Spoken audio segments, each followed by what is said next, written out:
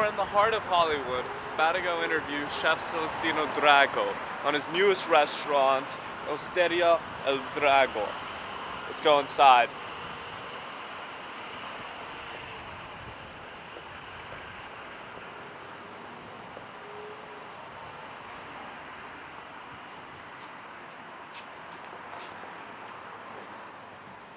Hello and welcome to our Christmas special. I'm your host, Ryan Shoushani.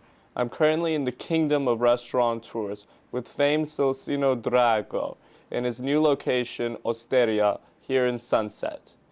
Chef Drago, thank you for having us with you. Thank you. It's nice to be here with you.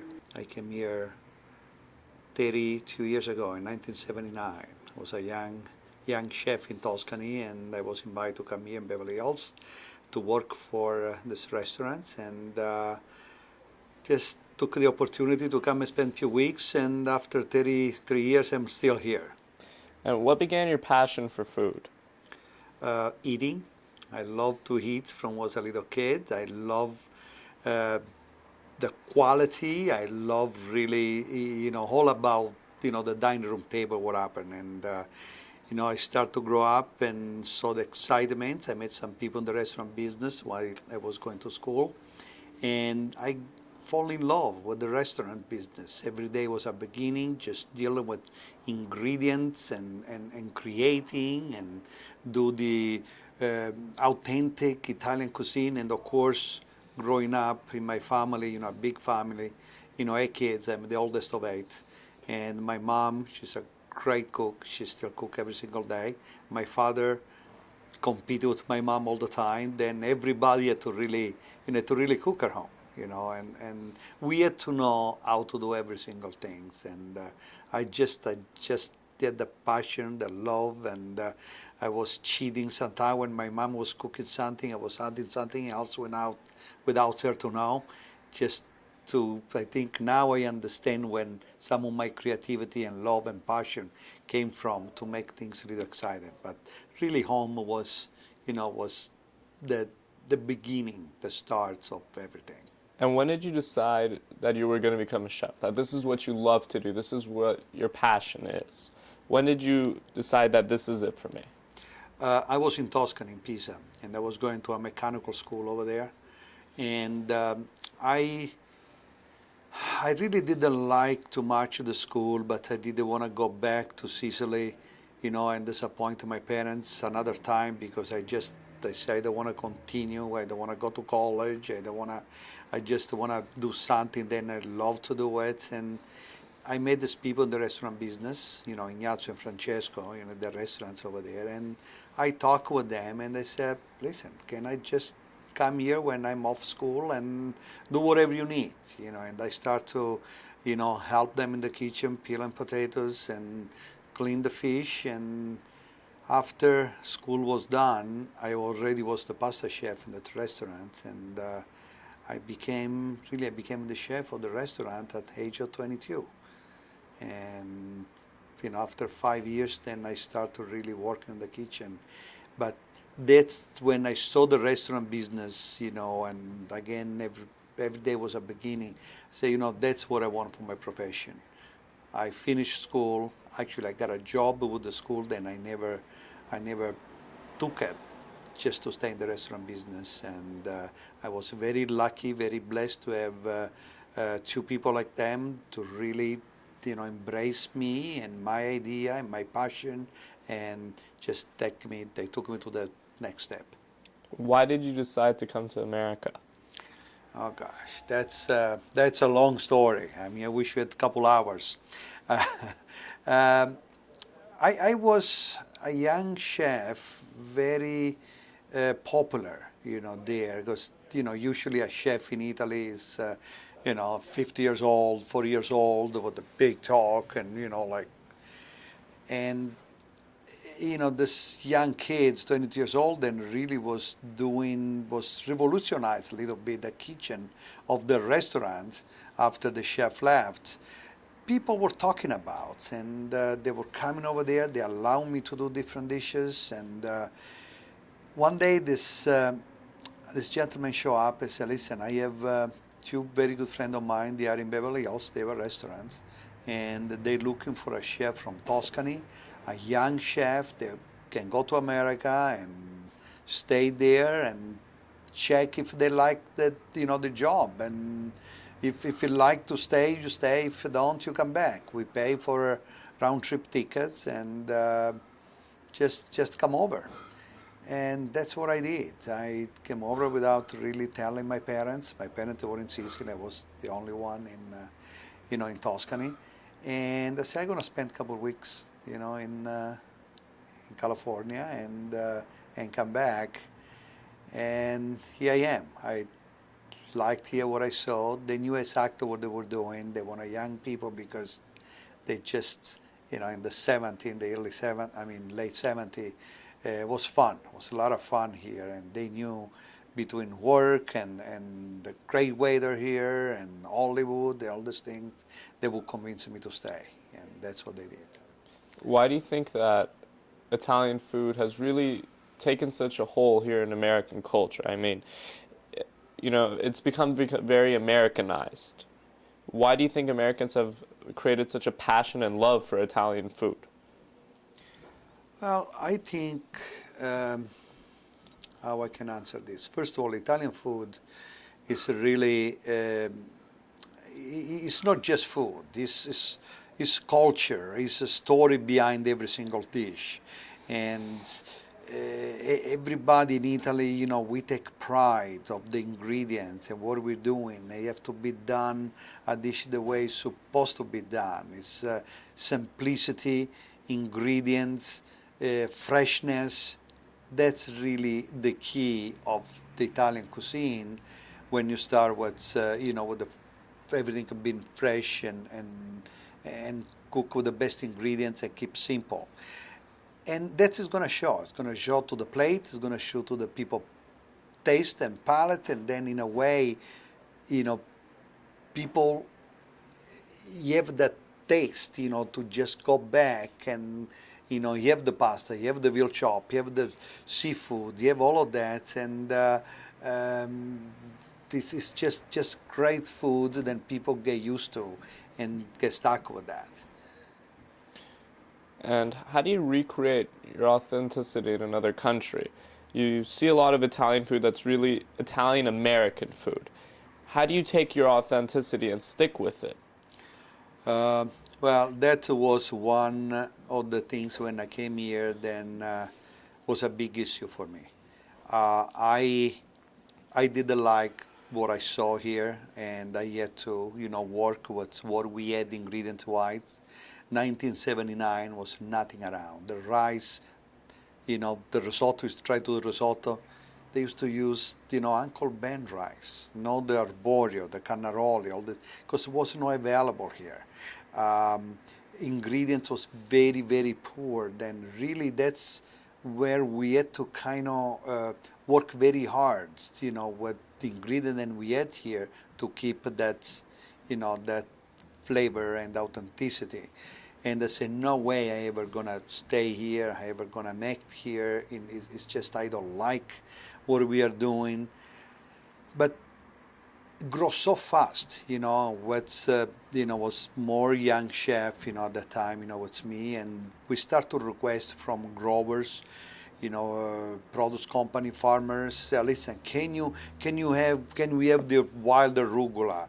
Basil was no basil around. The basil was only 3-4 months a year. In September, I used to work in this restaurant, Orlando Orsini, in some Pico and Beverly Drive for many years.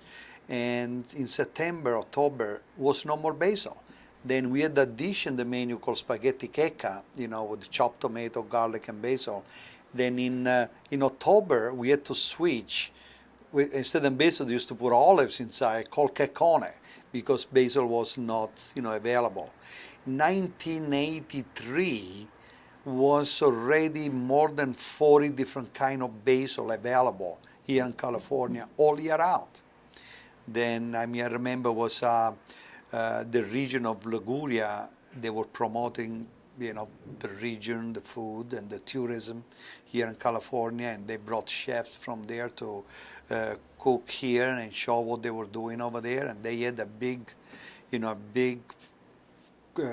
pesto contest in Malibu, and I was one of the participants on the pesto contest. Was more than I would say more than 50 chefs participating from everywhere, and just what I'm trying to say, like in 3 years, from no basil, 40 different basil, big boom with the pesto, because that's what the main ingredient for pesto. And by the way, I mean, I don't want to. I won the pesto contest. With a basil that I was growing in my, in my balcony in Westwood. So you won the contest with what you were growing in a balcony? In the balcony, that's what I did. I took that pesto, and over there I made the pesto, give to them. They cook it. They did everything, and I won, the first prize. It's passion. That's what it is, and ingredients. And what was most difficult about starting up your own restaurant? And which restaurant was it that you first started? When I decide and I want to stay here, and I say, you know what, if I'm gonna stay here, I want to have my own restaurant, because I want to do the food that I grow up with, then I know how to do it, and I want to do my own way. And I see that it's enough. It's a lot of people here, they travel and they understand the food. I know I can capture the clientele. I opened my first restaurant in 1985 in Beverly Hills, South Beverly Drive, called Celestino. And it was a big success. I was doing my own things, stuff like, for example, rabbit. Then before I had, I had the mom and daughter, having dinner at the restaurant where I used to work, and was a special, was a rabbit that night. I mean, they left the restaurant because we were cooking, rabbit. Rabbit, when I opened my first restaurant, became one of the most sold, the most sold dish in the restaurant on the menu. I can take it out. Because I just was doing it. I was doing with passion. I was doing, that's what it is, take it or leave it. And, we're here to just display what, our cuisine, our tradition, and our authenticity. So you were uncompromisable about that? No, I said, that's what I know how. And my philosophy is like, first of all, I will not make a dish that I will not eat. And second one, I said, that's what I'm best at. That's what I'm going to do. I mean, now compromising sometimes, people come in and say, okay, I want a dish. Don't put garlic, can I have it without garlic? Of course, we do without garlic. But if somebody try to create their own dish, then would bastardize that authenticity of the dish. I want to do it, and I'm not doing now. It's some of the dishes gotta be done the way they're supposed to be done, and that's my belief. Chef Drago, what I think a lot of people want to know, and one of the most important things out there, is that what makes a good chef? What are the key principles about being a good chef? I think it's passion and love for what you do, for your job, respect for the ingredients, respect for the people you're working with, and be appreciative of your customer when they come in, because they are there to eat your food, and without them, you really, you cannot do it. Then I think if you have this, the passion, gotta be in your blood, and you feel it, you're gonna be successful. You do it. That's my passion. That's my love. And of course, you gotta have the basics. You gotta have, if I cook Italian, I gotta know my Italian cuisine, my the authenticity of those dishes, and that's what it is, to make Italian. But I think passion and love for what you do, they are the main things. And you have several different restaurants. Would you mind telling us each one and the differences between each one? Sure. 1985, I opened my first restaurant in South Beverly Drive. In 1991, I opened Drago, then became the flagship in Santa Monica on Wilshire and 26th. Then actually last year, the lease expired after 21 years, and that's Drago isn't there anymore. In the same time, what I did, because we moved from Beverly Hills to Santa Monica, and we had such a strong clientele in Beverly Hills, that we're doing that personalized, business with them, and they love Celestino restaurant. They were not too happy with me leaving South Beverly Drive and go to Santa Monica. Then what I decided, I say, you know what, let's do like a baby Drago, here in Beverly Hills. And Pastaio was born. I create Pastaio, and now we have all those seats outside because before it was only the inside.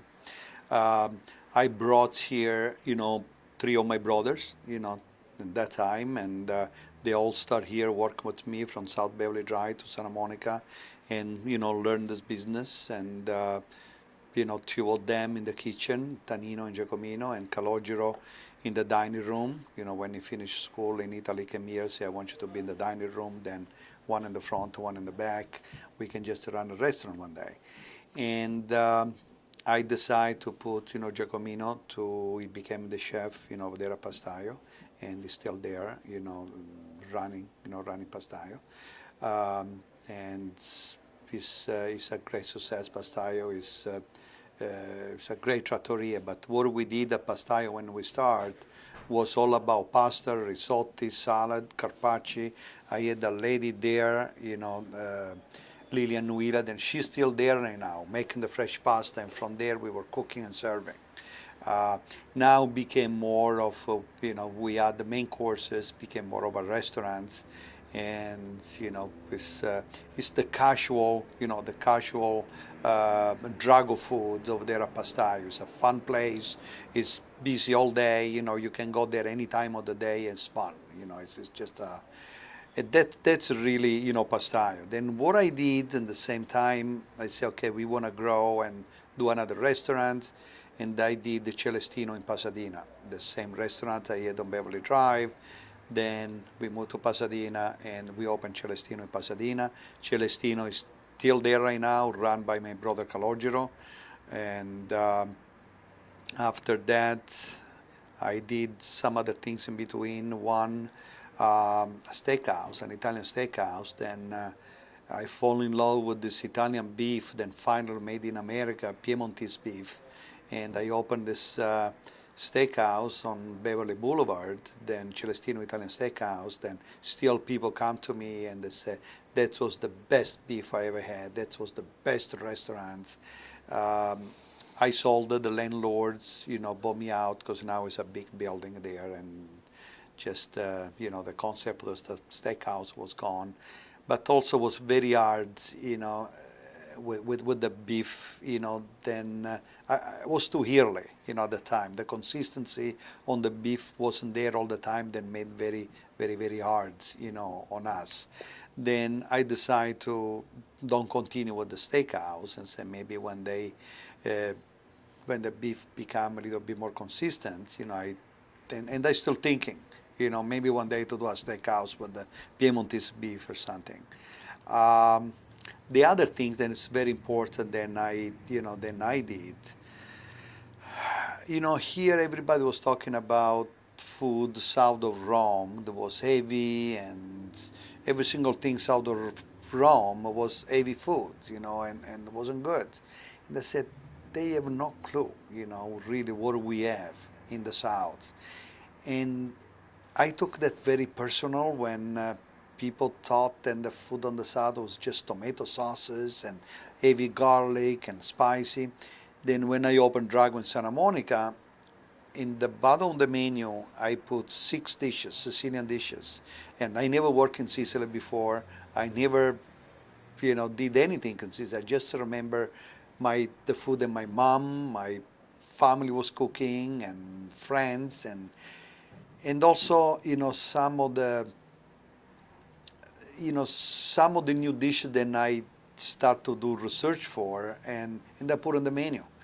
And Drago in Santa Monica those 6 dishes became the focus of everybody in the menu. Then all at once, the restaurant became a Sicilian restaurant. I became a Sicilian chef, and I opened another restaurant called L'Arancino, and just Sicilian dishes. And it was great.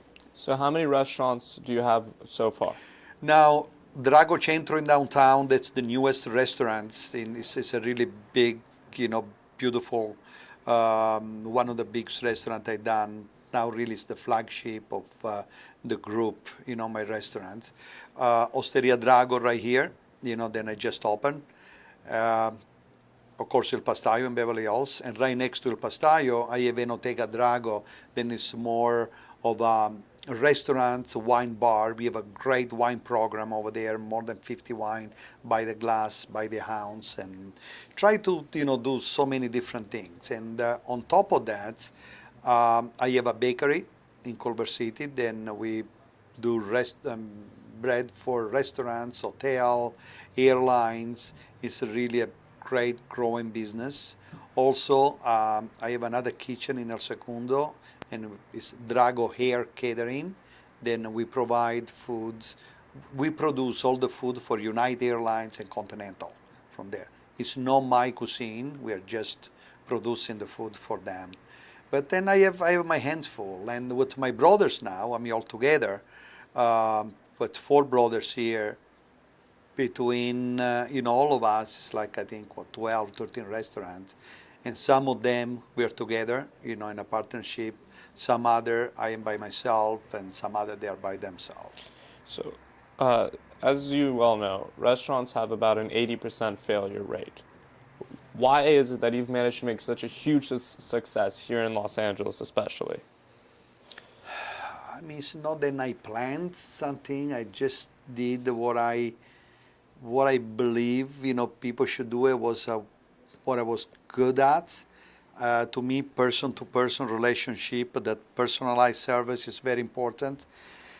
You got to see a face, with the place, and that's what people want to see, And if they say, okay, let's go to Drago, they think of me. They picture my face there. It's very important to put the face with the place, and just we're there, and every single day the employees are very important. I have people that work with me for 25 years, 20 years, 18 years, because I am not their boss. I'm their colleague.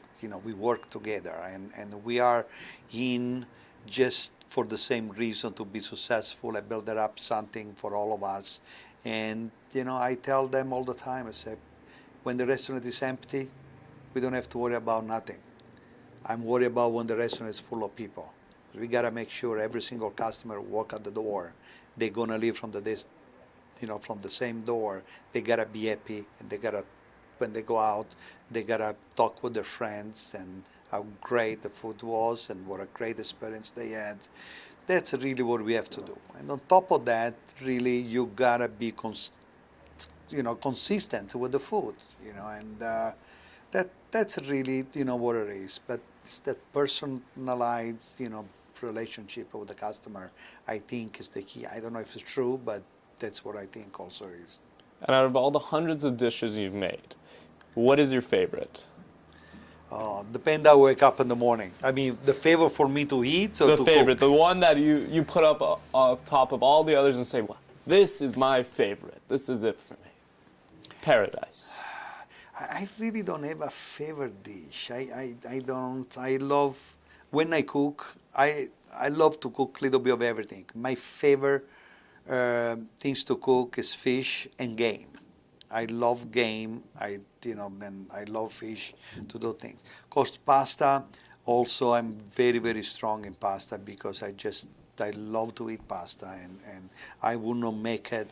If it's not good for me, it's not good for you to eat it. And we just put the extra, the extra things there. I always research. If I have to eat a dish right now from my own kitchen, I probably have a just simple spaghetti with tomato and basil and a good Parmesan cheese on top. And last thing, before we go to the kitchen, what is the most important thing you've learned in life? I don't know. Sometimes it seems like I haven't learned anything yet. To just be yourself. Be yourself, and respect is very important. Respect your your friends, your family, and everybody, and do what you're good at, and be, be yourself, and just don't, just be humble and truthful and honest, and go home. Beautiful. All right, so go to the kitchen.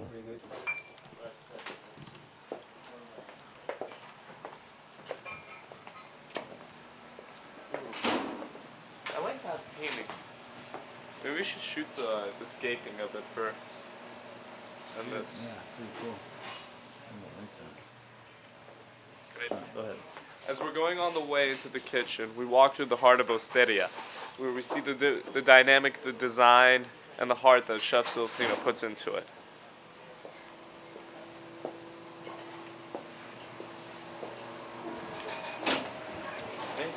Yes. Oh no, don't film me. Please. Alright. Alright. Where, Well, You wanna go I'm to gonna the be okay, so, cooking right here. You can come there if you want to, perfect. or just doesn't. I'll work come as right well. next to you. Okay. And let me see, I've got the garlic. I'm gonna put a little chili here. Give me a little spoon for this too. So this is the lobster. Yeah. Then you want me to talk while we're doing it? Yeah, how we're doing it, how they could do it at home. I can make you do it. Okay. Alright, I guess I'm gonna go. Maybe you're gonna take over.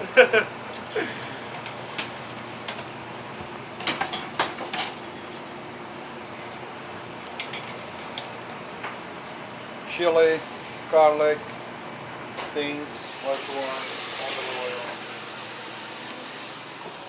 Don't have to wait so long to put the pasta right here. So you do everything here from scratch, the sauces, Yes, everything is from every scratch. single thing, for example, So nothing is coming in pre-made. nothing. See what we did this morning? We get the fresh lobster, cook a little bit, and then we just keep it to hot last moment. What do we do with the shell of the lobster? We just make a broth. Then we have this broth right here. Then we're just gonna use the juice into the pasta, together with a little bit of tomato. Then it's part of the tomato sauce. That's exactly what we're making, and we use for other dishes right here. And then we use fresh parsley. Then we have chopped already. This is a pasta with the squid ink. The tagliolini we make right here. This we are using for linguine clams right now. We are used for some spaghetti with lobster, and a lot of different dishes that we make, a lot of the pasta. We do, just to give you an idea, for example, like little agnolotti. That's the little kilo, pasta we portion off here right now. It's done with pumpkin inside. Ooh. That's on the menu right now. But we're not gonna do this, we're just gonna do just to give you an idea, once you have your prep done,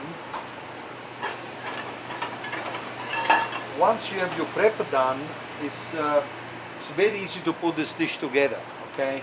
And what we do, we're gonna start, with having a little saute pan here, olive oil. Make sure we have a good olive oil. What makes a good olive oil? It's extra virgin olive oil, cold press. In Italy, really, we have the best olive oil over there. Now I use a little bit of chili. Okay, then depend how spicy you want it, you can control it. And then we use a little bit of garlic already chopped. Then just going to do it right here. You gotta make sure then the garlic it doesn't burn. Let's put a little bit more. And you have a red wine here. White wine. Just gonna put just a little bit in there. Because we don't want the garlic to burn. Okay. Just Now we're then- talking. Right now we let the wine evaporate a little bit, okay? Just, we're gonna add the little, let's put on the fire the pasta right now. Go there. Then we're gonna add a little bit of the tomato sauce here.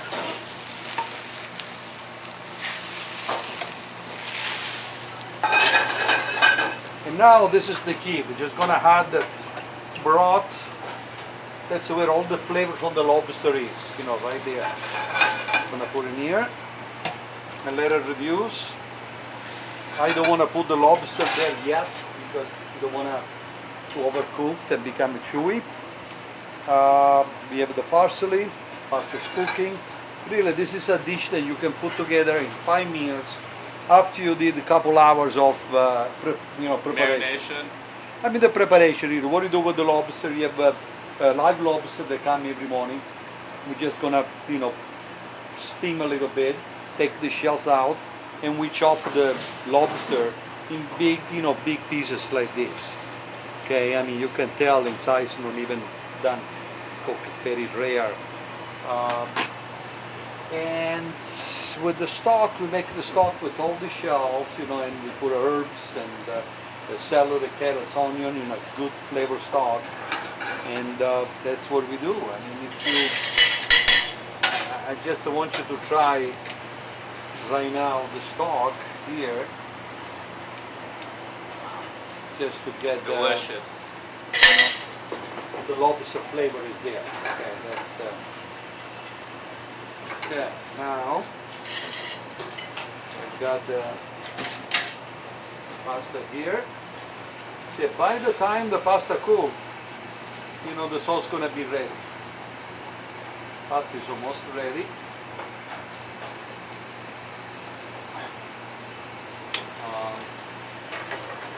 Sauce is reducing. What else I can tell you about this pasta here?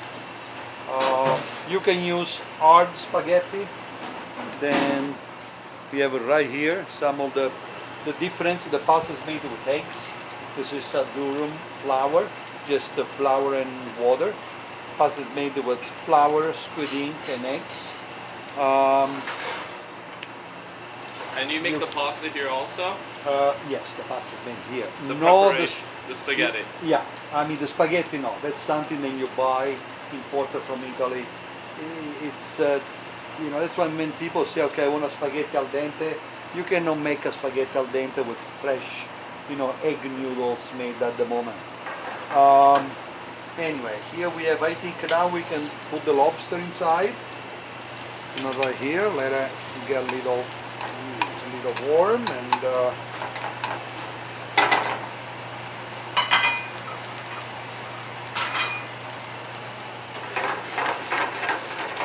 now one thing, you know, I'd like to do and we'd like to do here in the kitchen, and Chef Evan here then is in charge of this kitchen, is doing a great job with all the techniques and, you know, teaching the young chef what to do. You know, for example, right now we take the pasta and it's a little bit, you know, a little bit al dente, okay? And what we do, we're just gonna let it cook, you know, inside here, because the pasta is like a sponge. Then it's going to absorb, you know, the sauce here. Then it's going to get all the flavor inside. If you think it's become a little bit too dry, we're gonna add a little bit more of the lobster stock, like we are doing right now. Then let the pasta cook a little bit inside. You know, sometimes you go to a restaurant and you see a linguine claims a pasta kind of swimming in water and sauce. We don't do that here. I don't like that. You know, it's just, it's like washed, you know. You have to do this kind of stuff. Just to let it cook, you know, let it absorb, you know, the juice. Now, at this point here, I think we need a little salt, I didn't put any before. Then we start putting little parsley. We're gonna put the parsley right at the end because also to keep the color, you know, nice and fresh instead of cook. We're just gonna keep the, you know, the color, the green. You see how it's absorbing right now? And and parsley. And it's very healthy. It's like a little bit olive oil. It's the stock from the lobster. Just at the end, we're gonna finish it up with a little bit, a little bit of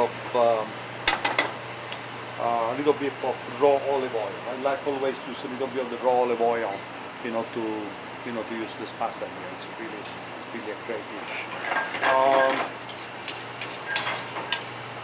I know you're hungry. I'm sorry I make you wait a little longer, but No, it's a that's the only pleasure. way it can be This done. is how we learn. That's the only way it can be done. People sometimes they think, well, I wait too long. You know what? You wait until it's ready. Because we're not gonna leave it out. So you see now all this juice become very creamy. And what are we gonna do? We're just going to start to put just a little bit of the olive oil, just a little bit at the end. Now you love olive oil. I do. What do you think about California olive oil? It's a very good California olive oil too. It's, Italian oil, I don't know. I mean, still, I think the way they are doing for thousand years, and also the way that the soil and the sun is a combination of things. I don't know. I prefer right now much better, to use the La Fortis, to use Italian oil. So is there But also they do it very good. Is there also something about the history of it that's what makes it so rich? I mean, it's culture. I mean, it's the way they're doing it. I think 1,000 years of experience really is going to, it shows. And what do we do? We do exactly the same thing when you have to serve at the restaurant. Make like a little nest.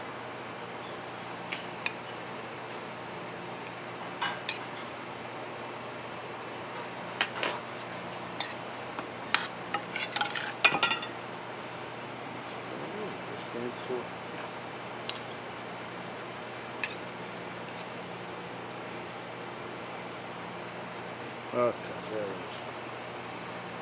is. To put all the lobster around.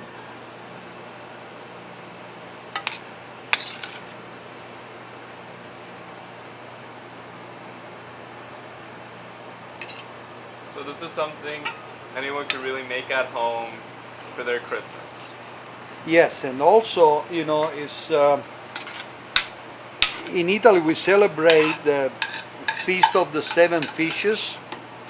For the Vigilia, we call the day before Christmas. The evening. It's very important. Very important. It's a tradition. Then people use so many different kind of fishes, 7 different kind of fishes that night. I mean, I remember, when we grew up, was a tradition from, poor family, and then you had like all the calamari, the cheaper fish. Now what we are doing, actually, we are doing this here, Osteria, Osteria Drago and Drago Centro, and we have from sea urchin, lobster, Arctic char, just a great, great dish. Then we're gonna make it. We keep the tradition alive as well. But that's what's gonna be served here, for New Year's. Beautiful. Christmas. Beautiful. Okay, we're gonna take this out and we're gonna sit down and eat it. Beautiful. Okay, it's yours. Beautiful. One bite.